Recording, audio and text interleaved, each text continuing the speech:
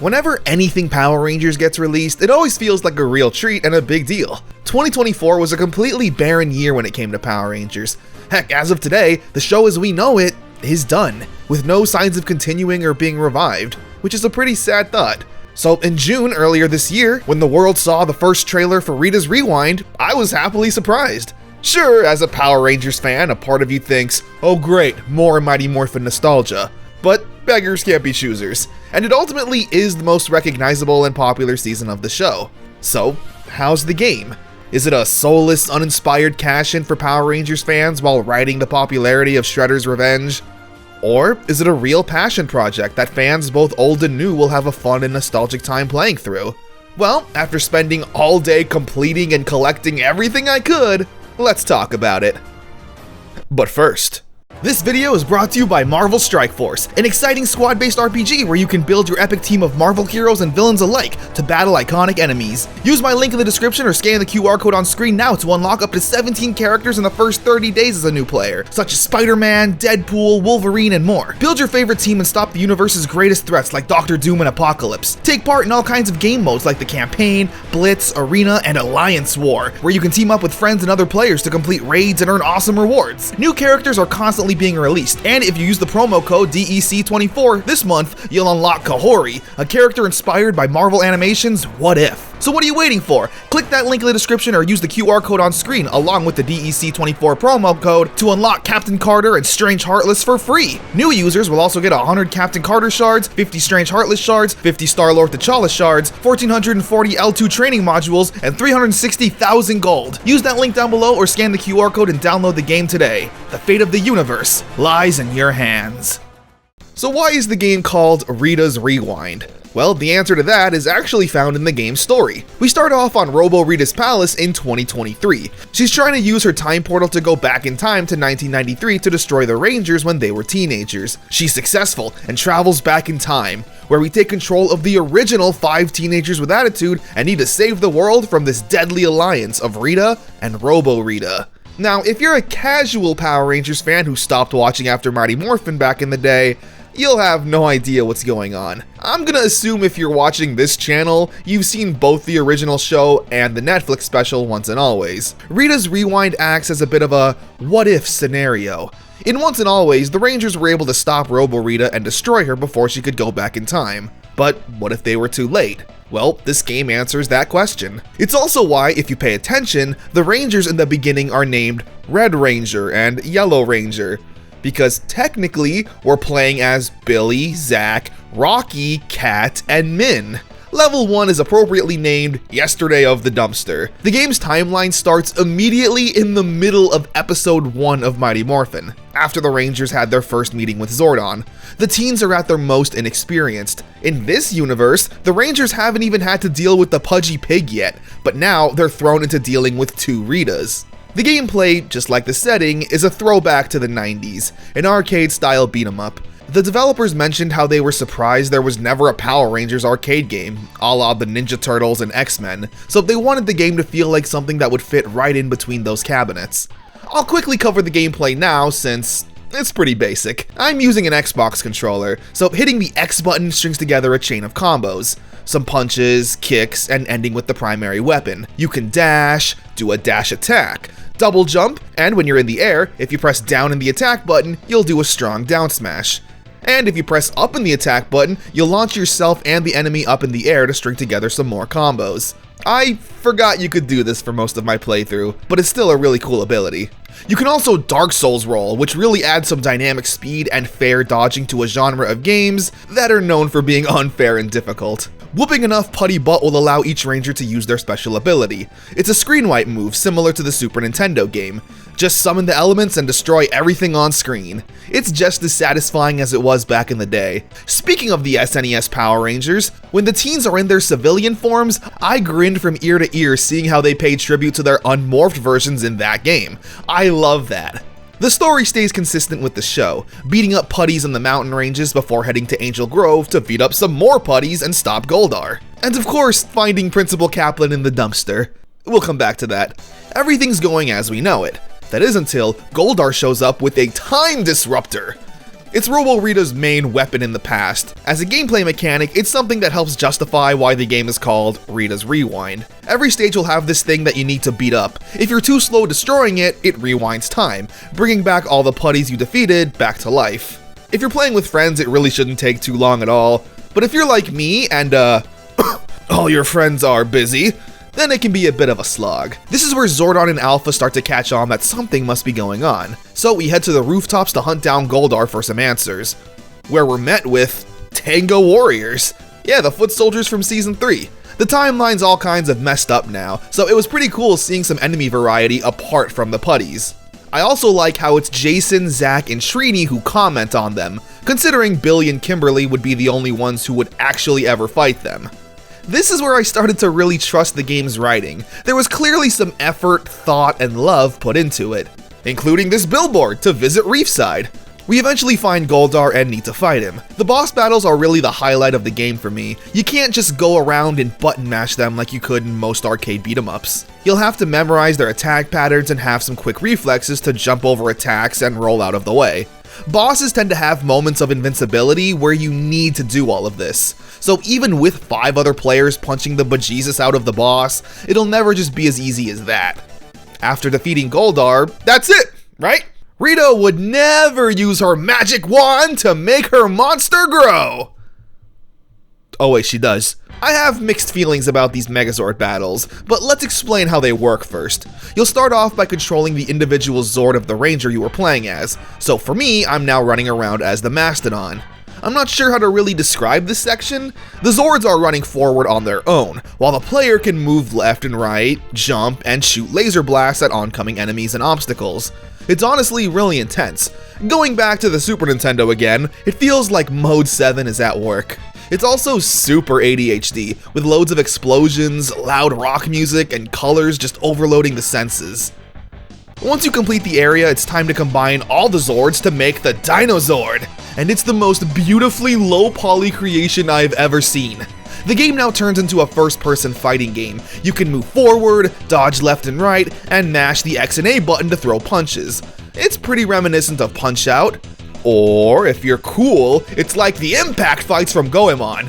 Once you punch out Goldar enough, the Rangers summon the Power Sword, and it even grabs it with the wrong hand first before adjusting. I never knew why it did that in the show, it was just funny, but that's such a charming reference if you catch it. You mash the button and boom! Win the fight!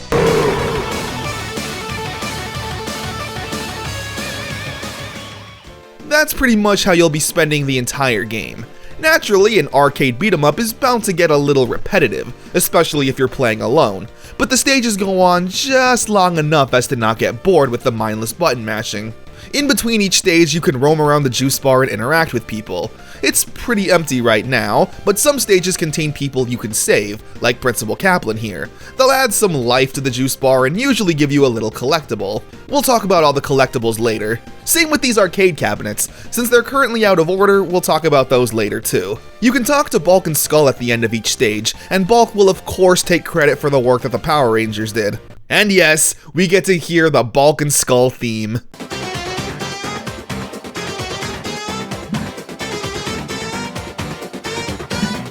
I'm so happy. I was enjoying my playthrough so far, beating up putties and listening to that soundtrack.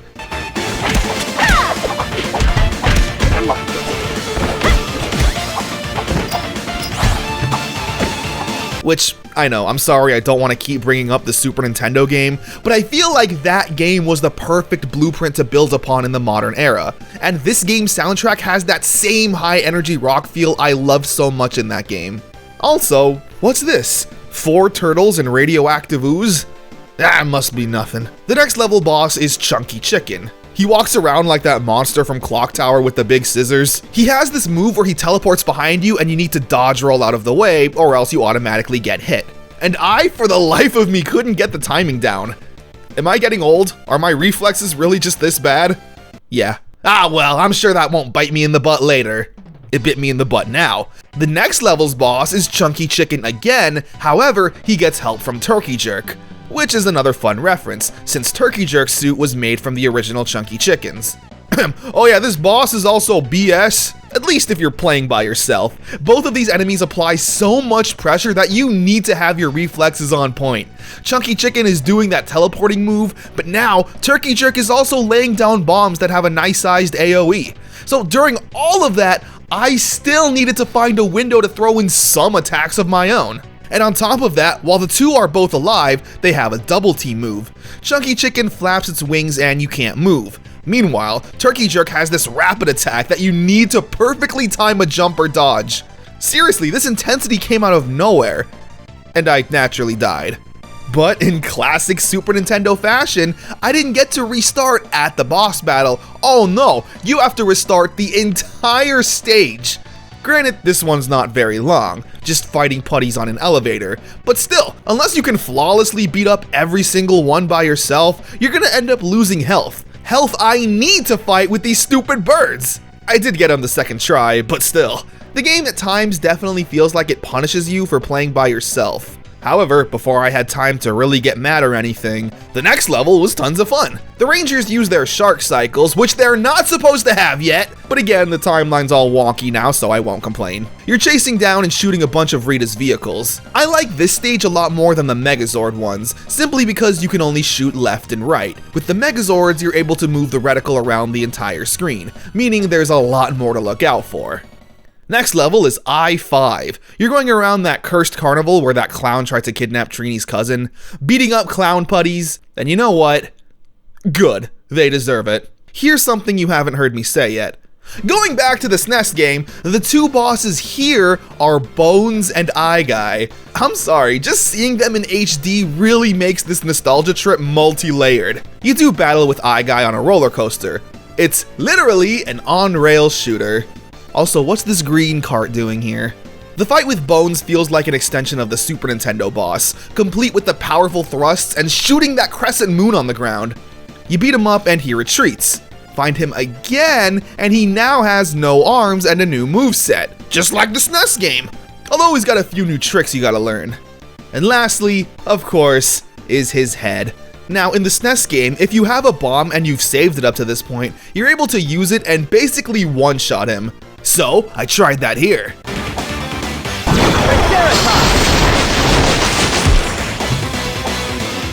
Alright, I didn't really expect that to work. But once again, I love how it feels like I'm playing an updated version of my childhood game. Now, this is where I encountered an issue. I turned off the game to take a break, and when I came back, my save file was deleted. You see, Rita's Rewind needed an update, and so I did that. And when I loaded up the game, I had no save file. Apparently though, this is a common issue with Steam, but it was still a massive pain needing to replay everything. It kinda took the winds out of my sail.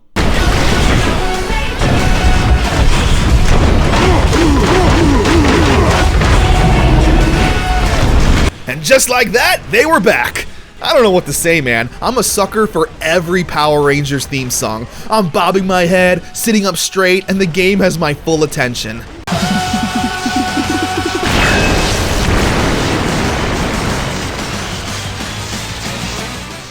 The next stage has us going through Angel Grove, beating up putties at the juice bar and downtown. Eventually we come across some punk putties, where, hilariously, Kimberly and Billy specifically point out how cringe that is. Kimberly saying she'd never be caught dead wearing those outfits, and Billy saying he would never be that disrespectful. Which, as I'm sure you all know, will eventually happen in Power Ranger Punks. Finishing it off with another intense battle with Madame Woe. Let's use this time to talk about the presentation. Visually, the game is beautiful. It's that classic retro aesthetic that's been popular with indie games nowadays. And with Power Rangers being about multicolored heroes, it really stands out. The animations are smooth, the voice acting is pretty good. Zack's voice actor, for example, comes really close to sounding exactly like Walter Jones. Join in the party! I need some help over here! While Jason's doesn't. I don't know what Austin St. John was doing back in the day, but nobody has been able to replicate that commanding voice. A little help, team! I'm just gonna get back up. Yeah!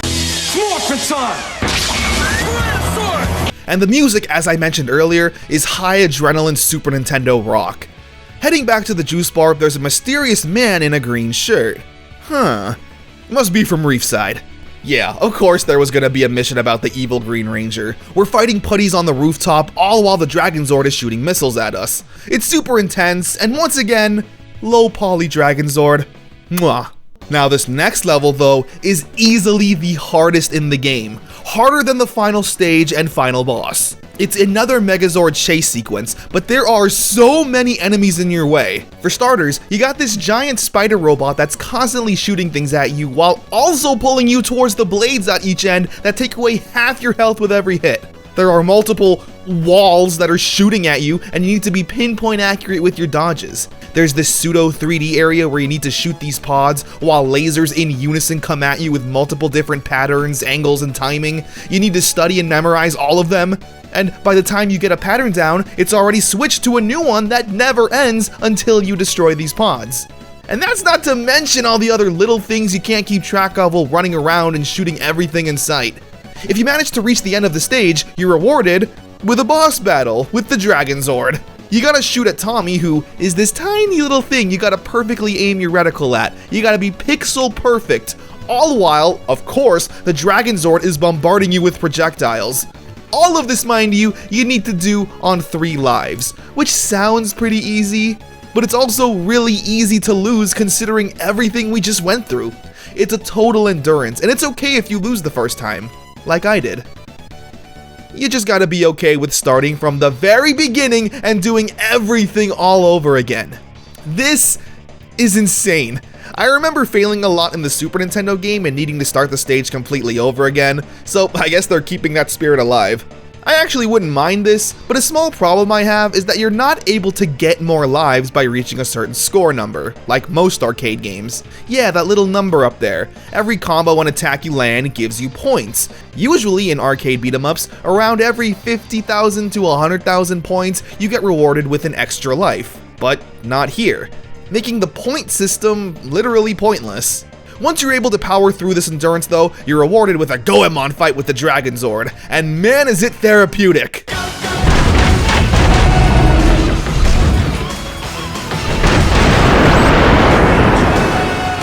So with that, we whoop Tommy and bring him back to normal. Only one thing left to do now. Go to Rita's palace and stop Robo Rita. Yep, we're at the end of the game. The final stage and final boss. So before we do that, let's finally talk about the collectibles. They are kinda useless. To my knowledge, you don't unlock anything for finding all of them apart from getting an achievement. Throughout every stage, you'll find various knickknacks from throughout the show's run. What I like is that a lot of them are so random that only a true fan would think about putting them in a game. Like Adam's paper lantern, you remember that? Probably not, because it's such a random Season 3 item. The mementos are more so just fun things for fans to point at and go, I know that! There's Mr. Tickle Sneezer, the green candle, a picture of the Power Rangers they put in the time capsule. They're just fun little collectibles to reminisce on the show. And considering I watched every episode for my video, it was fun being able to remember Adam's stupid paper lantern.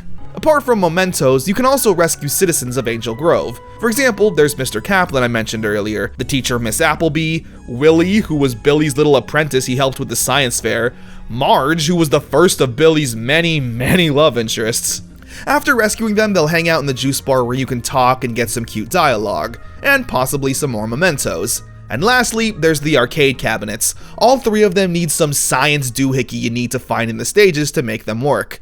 So for the heck of it, let's just go over these games. First one is Drive Bomber. You're a guy in a car shooting bombs at other cars. You don't want to drive into the explosion though, or else you lose. And with the road being as narrow as it is, it kinda makes for some tense gameplay. I like it. Next game is Karate Chop Shop.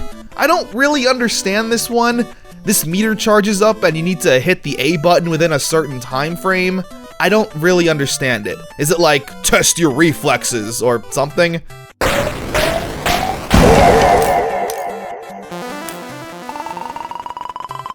And the final game is Nanopilot. It's the worst of the 3. You control this little ship and just fly around. Occasionally you blast at stuff. Boring! So with all of that out of the way, the only thing left for me to do in this game, apart from collect all the mementos, is take down Robo Rita. We head to Rita's palace on the moon and we have to fight our way through hordes of putties. Weirdly enough, it's pretty tame. No difficult traps or BS endurance rounds, just smack around the stupid clay brains. When we make it to Robo Rita, we're in the same position as we were in the beginning of the game. Or the end of Once and Always if you prefer. But now, with the original 5 Rangers back as teenagers, we have to destroy the generators powering up the time portal. She plans on going back to the future, or present, so once again, it's fighting hordes of putties while beating up the device. However, Robo Rita is able to rewind time, but of course not heal our health, so it's back-to-back fights. Eventually, we destroy the machine and now have to deal with Robo Rita herself. So, okay, what we have to do is hit this energy ball back at her to destroy her shield. Seems simple enough, and it is! But for the life of me, I could not get the timing down. I thought I must be doing something wrong, but no, I was just that bad. Okay, that's not it. What am I doing? Why am I messing this up so much? Is my timing seriously that bad? Eventually, Putty starts showing up, and due to my insane incompetence, I was literally down to 0 lives and like 2 measly slivers of health left. I accepted that I was gonna lose and have to start all over. However, oh my god, yes, that's gotta be it. That's gotta be it! Oh no, it's not it. It's not it, it's not even close. Oh god, please, please, please, I'm so screwed. Oh, I'm so screwed. I literally am gonna have to do this again. Oh, I have 1 thing of health left. Please. Oh my god, hold on. It's possible. I can do this, please. I just gotta get the timing down. Please. Yes. Yes! Get her! Yes! And once again, the day is saved, thanks to the Mighty Morphin Power Rangers. Robo Rita becomes space junk, and Zordon thanks us, and telling the teens how their work as Power Rangers has just begun. I really like how Robo Rita's plan failed. She thought going back in time and stopping the teens with all of her knowledge would have been easier, but no. These guys and girls were chosen to be Power Rangers for a reason, and it didn't matter if it was now or 20 years later. The Rangers, no matter how old or young, were always going to stop Rita, no matter what. Credits roll, and we get a nice tribute to Jason David Frank and Tui Trang, along with a post-credits scene, where Robo Rita's head is floating into space, but gets recovered by an ominous red chair, with what seems to be an evil letter Z.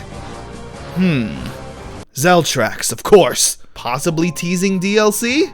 We can only hope so. After beating the game, you're rewarded with Tommy as a playable character, as well as unlocking 6-player co-op on some platforms. Naturally, I wanted to give him a try, and he plays exactly the same as everyone else. Punch, kick, weapon attack. His super move, though, does summon the Dragonzord and it shoots missiles everywhere, so that's pretty cool. So, after completing Rita's Rewind in almost all of its entirety, what's the consensus? Now it's time for the actual game review portion of the video. Overall, Rita's Rewind is a fun beat-em-up. Naturally, it's best experienced with friends. Even if they don't know anything about Power Rangers, it'll still be a fun challenge with solid gameplay, great visuals and music, and a solid challenge in the boss battles and Megazord chases. The game, though, of course, isn't without its flaws. 2 to 3 hours is pretty short. I get you don't want it to drag on. The levels themselves are full of charm and uniqueness. There aren't 2 stages that look and feel the same.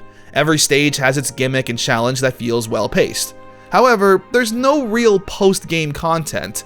You unlock Tommy, and that's great, but what else are you supposed to do with him? I'm sure there's a lot of people who wanted to play this game specifically for Tommy. There's a time trial run, but it's just playing the story mode again, but now with a timer always on screen. You can collect all the mementos, arcade cabinets, and citizens, but you don't really get anything out of it. And there's a good chance you already accidentally found a good bit of the collectibles just by playing the game and destroying boxes. I think a good remedy for this shorter game would have been having the Rangers utilize unique fighting styles. If every character played and felt a little different, you might be more obligated to play the game again, but now only as Zack, for example. Everyone has the same exact moveset, similar to how they did in the Super Nintendo games. Back then, I could understand and forgive it, but in modern day, it would have been nice to freshen things up. Like, Kimberly never shoots an arrow in this game. Her weapon is the bow, but since her moveset is tied to the other Rangers, she never shoots it. I like to compare it to a game like King of Dragons. That game had 5 different characters who played somewhat similar, but different enough. For example, there's an elf character who has a bow and only does ranged attacks. Something like that for Kimberly would have been great. Maybe Zack and Jason are slower but deal more damage, and Trini and Billy could be faster but deal less damage. Something like that, I feel, would really encourage multiple playthroughs and increase replayability. Because if you play the game with a fast character, maybe now you want to challenge yourself with a slower one, and you won't mind playing through the game again. I do understand that it is an arcade beat-em-up, so there needs to be some balance and characters need to feel somewhat similar. All of the Turtles and all of the X-Men play pretty much the same in those games, so I get it. In terms of complaints, that's the only real one I have a solution for. The story is great. I'm surprised there was one in the first place. The fact that the show's lore was a factor really showed that they cared. And ultimately, I think that's what matters.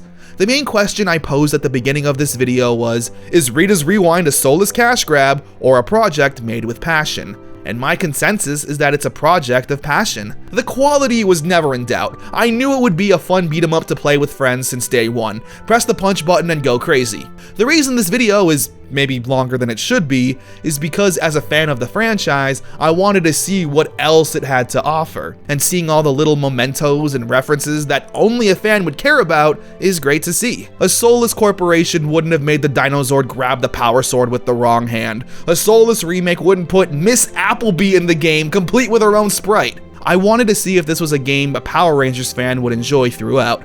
And ultimately, I think it is. I absolutely recommend this game to everyone. If you like beat-em-ups and want a good challenge, then this game has it for you. I do hope that the Lord Zed thing isn't just a tease and actually something they plan on following up on. So, yes, good game! You punch bad guys and listen to the Power Rangers theme song. What else do you want?